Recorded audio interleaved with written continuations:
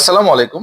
Covid আসার পর থেকে আমাদের average screen time per day হয়ে গিয়েছে প্রায় 6 থেকে 7 ঘন্টা। তার মানে 24 ঘন্টা সময়ের মধ্যে আপনি 6 থেকে 7 ঘন্টা কাটিয়ে দিচ্ছেন আপনার মোবাইলের স্ক্রিনের ভেতর।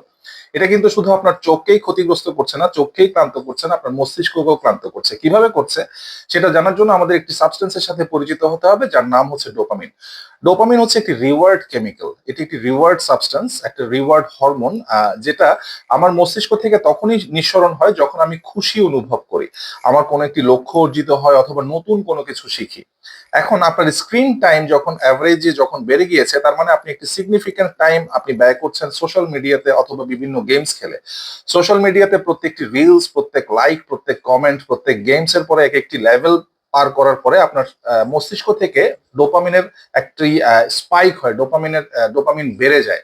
তো ডোপামিনের স্পাইক যখন হয়, আপনার মস্তিষ্ক দ্রুত আনন্দ পাওয়াতে অভ্যস্ত হয়ে যায়। এই দ্রুত আনন্দ পাওয়াতে যখন আপনার মস্তিষ্ক অভ্যস্ত হয়ে যায়, তখন আপনার মস্তিষ্ক আর স্বাভাবিক কার্যক্রমে আর মজা খুঁজে পায় না, আনন্দ খুঁজে পায় না। প্রকৃতিতে হাঁটছেন অথবা বই পড়ছেন অথবা আপনি আপনার ফ্যামিলিকে টাইম দিচ্ছেন, এই সব কার্যক্রমে তখন আপনার মস্তিষ্ক আর কোনো আনন্দ খুঁজে পায় না। So this is a very high time for dopamine detox. এবং ডোপামিন ডিটক্সের প্রাথমিক ধাপই হচ্ছে স্ক্রিন টাইম কমানো। ধন্যবাদ।